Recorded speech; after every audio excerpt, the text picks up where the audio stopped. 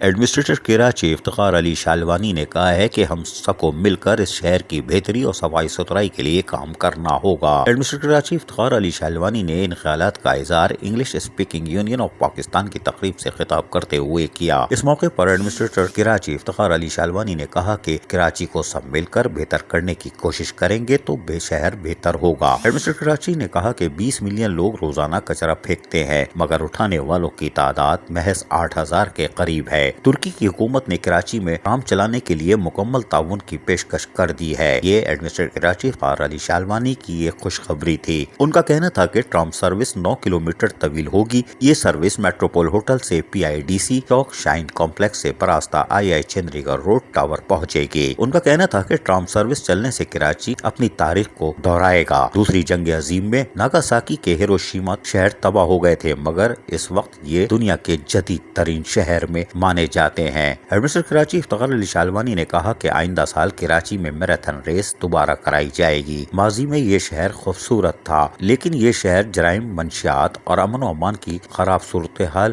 کے باعث متاثر رہا، لیکن اب وقت آ گیا ہے کہ ہم سب کو مل کر کراچی کی بہتری اور خوشحالی کے ساتھ ساتھ اس کو صاف ستھرا شہر بنانے کے لیے کام کریں۔ کراچی روشنیوں کا شہر اور گیٹ وے آف پاکستان ہے۔ کراچی کی تاریخی عمارت اور مقامات بحال کیے جائیں گے۔ یقیناً یہ ایک اچھی خبر ہے۔ عزیز عارف، KBS بلدیاتی نیوز، کراچی۔